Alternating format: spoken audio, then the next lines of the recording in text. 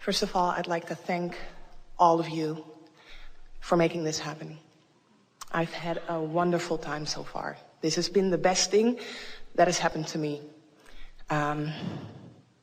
since a very long time.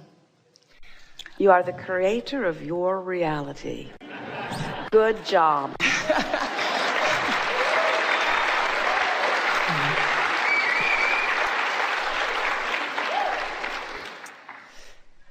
When I decided to attend this land cruise, people in my environment asked me, "Oh, that's so cool. What will you ask?" I had not a clue. I was just planning to be here, and the energy itself is uplifting. And then yesterday, all of a sudden, a question popped up. It was a bit of a silly one. So I raised my hand, but it was the pick me, no, don't pick me. But then my boyfriend got picked.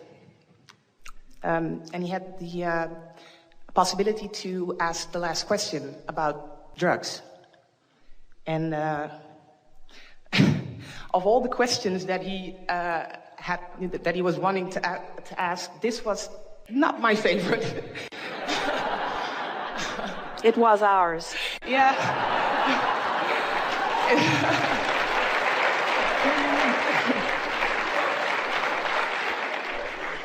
It turned out to be the highlight of this vacation for me, because there was such a learning moment in it.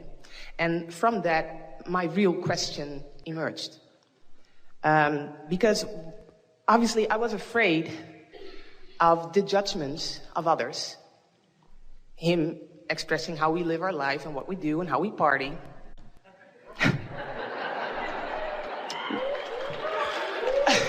Have you looked around?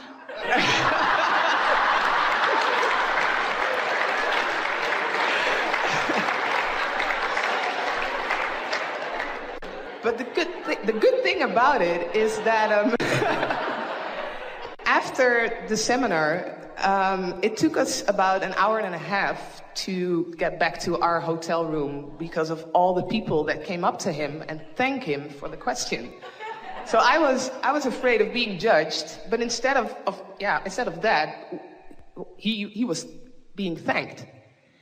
And from that, my real question is, because this is a situation here, but to be honest, in all of my life, I am pretty scared about what others might think of me, of how to act in a certain situation. So what I'd like to hear is a few words, how to let the opinions of others mean less and less to me. That's what I'd like to know.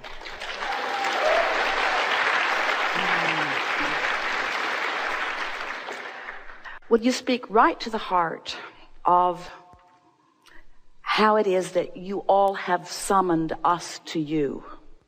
In other words, it is the most essential part of what we are all about as we are all in this together. Because everyone came forth with clear understanding of the contrast that they were coming into, knowing that that contrast would produce within them new seeds of desire, which were essential for expansion and therefore essential for eternalness.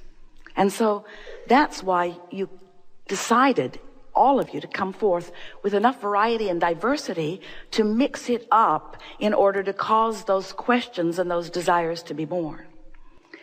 In the process of exposure to contrast, your parents, as they welcomed you into this physical experience, had already been bumped around enough by their lack of alignment and their forgetting who they are, that they started off with you in that way. And this is the way that we really want you to hear it. They didn't mean to, they were well-meaning, but they convinced you little by little that your happiness depended upon pleasing them. So they began training you right away. So did your teachers. So does almost everyone who comes around you to some extent. Because most people have sort of lost their way and are living conditional love. It's what we were speaking to just now as we were beginning, which is show me something that makes me feel good and then I'll feel good.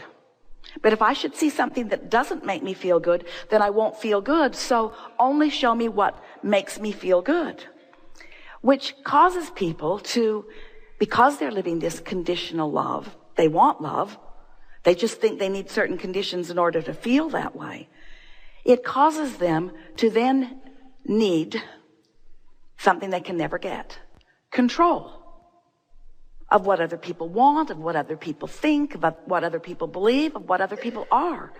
They seem to need that control and they never get it. They keep looking for it, but they never find it. And we say it's because they're looking for love in all the wrong places. They're looking for it where it isn't instead of where it is. So the beginning to the answer to this wonderful question is, you have to get that square in your head. It was sort of off on the wrong foot almost from the beginning because those around you convinced you. And we understand why. When someone, your mother or your father or your boyfriend or your lover or your child or your friend, when anybody or a stranger, when anyone holds you as their object of attention and likes what they see, adores you. And so they're connected with source energy because in their appreciation, they're on that high-flying disc. And they're holding you as their object of attention. Oh, that feels so good. It feels like you want more of that until you begin to discover that you can't stand on your head in enough different ways to keep that consistently coming. So sometimes you say, I think I'll go forth and I think I'll be different enough that I will not conform. I will not be able to conform. There are all kinds of spirits coming in who are determined to be nonconformists in that way. I will not stand in perfection so that you can lazily, conditionally love me. Now, we're not asking you, any of you, to run around and be unlovable just to test people to their highest good.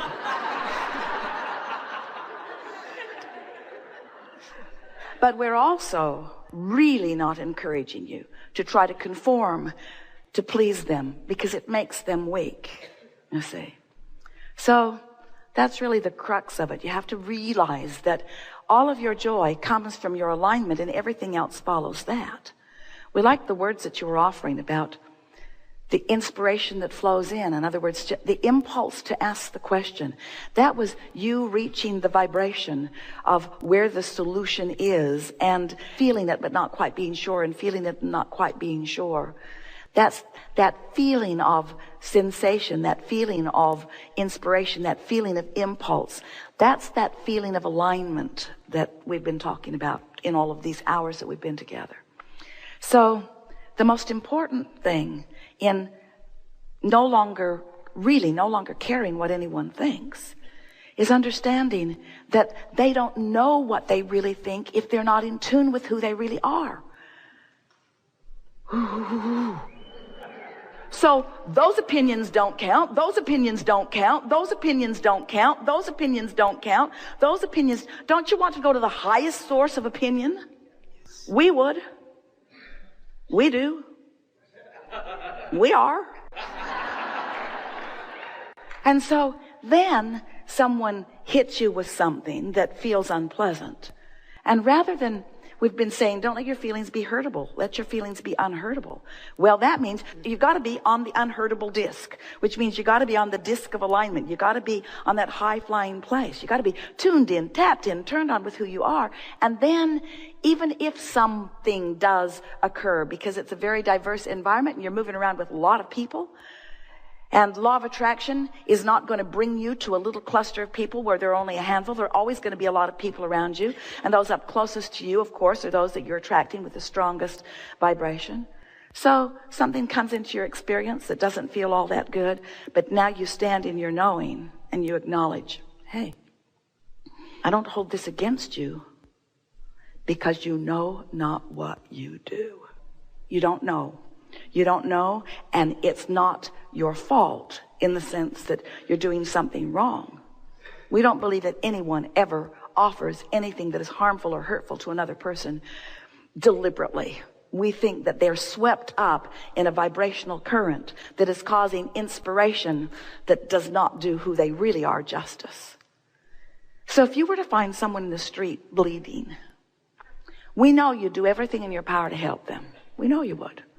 But when you find someone belligerent or uncaring or unkind or insensitive, you don't feel like helping him. You feel like getting away from them or kicking them to the curb. In other words, you don't feel kind toward them because in your attention to them, you've lost your connection and now they're controlling the disc you're on, you see. And we think that's the part that bothers you the most, is that it takes you from your alignment, and you don't want to be taken from your alignment. You want your alignment to be so shored up, and you just do it. A gathering like this is putting more of you in the place of doing that than your entire lifetime has provided you.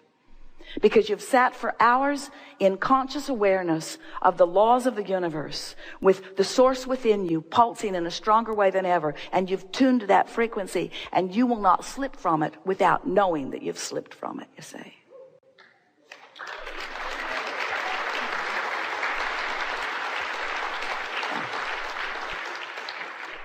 Esther says people are well-meaning. And sometimes she says it through gritted teeth. Because she has discovered a new sensitivity in this last year that has never been there before. And people are pretty damn insensitive. Because they know not what they do. But it is not their job to know. It's not their job to feather Esther's nest. It's her job to feather her nest. Yeah?